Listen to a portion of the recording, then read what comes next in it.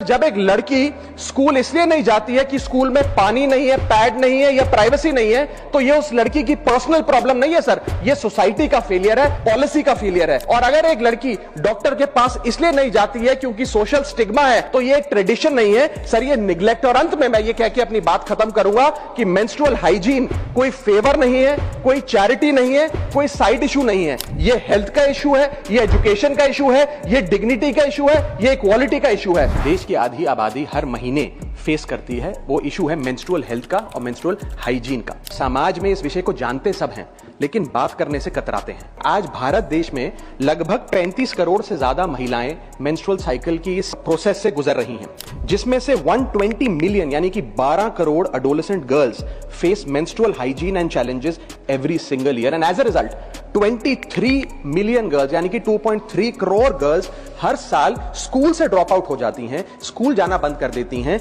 क्योंकि वहां inadequate menstrual health facilities हैं। Sir, lack of sanitation and lack of access to menstrual products के चलते हमारी बेटियां ऑन एन एवरेज 60 दिन साल में स्कूल मिस करने को मजबूर होती हैं, और वर्किंग महिलाएं महीने में 2 से 5 दिन अपना ऑफिस मिस करने को मजबूर होती हैं। सर, हम एक ऐसे देश में रहते हैं जहां शराब और सिगरेट तो खुलेआम बेची जाते हैं, लेकिन सैनिटरी पैड को अखबार में लपेट के दिया जाता है जैसे कि आप कोई इलीगल प्रोडक्ट खरीद रहे हो या इलीगल प्रोडक्ट का एक्सेस पा रहे हो।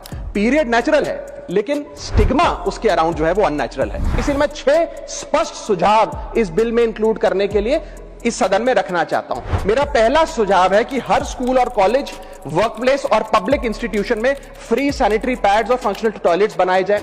दूसरा, schools, anganwadi centre, public health care centre और आशा नेटवर्क्स के जरिए अफोर्डेबल या फ्री मेंस्ट्रुअल प्रोडक्ट्स घर घर में पहुंचाए जाएं। रॉ मटेरियल्स जो हैं, जो मेंस्ट्रुअल प्रोडक्ट्स को बनाने में इस्तेमाल होते हैं, उन पर भी जीएसटी समाप्त किया जाए। और मेंस्ट्रुअल हेल्थ की एजुकेशन की जब बात होती है स्कूलों में, तो सिर्फ महिलाओं को नहीं, बॉयज को भी इस करिकुलम में शामिल करना चाहिए, because boys are rarely included in menstrual health education. और शायद समाज के साइलेंस का एक बहुत बड़ा कारण यह है कि लड़कों को, स्कूल जाने वाले बॉयज को मेंस्ट्रुअल हेल्थ की साइंस से दूर रखा जाता है। पांचवा सुझाव, मेंस्ट्रुअल वेस्ट मैनेजमेंट के लिए नेशनल फ्रेमवर्क बनाया जाए ताकि सेफ और एनवायरमेंटली रिस्पॉन्सिबल डिस्पोजेबल सिस्टम्स हो। और छठा और आखिरी सुझाव, डिस्ट्रिक्ट लेवल एनुअल मॉनिटरिंग हो मेंस्ट्रुअल इंफ्रास्ट्रक्चर की और इसकी पब्लिक रिपोर्टिंग का mechanism बने। Women do not need our sympathy, sir. Women need equality. Women do not need silence. Women need dignity.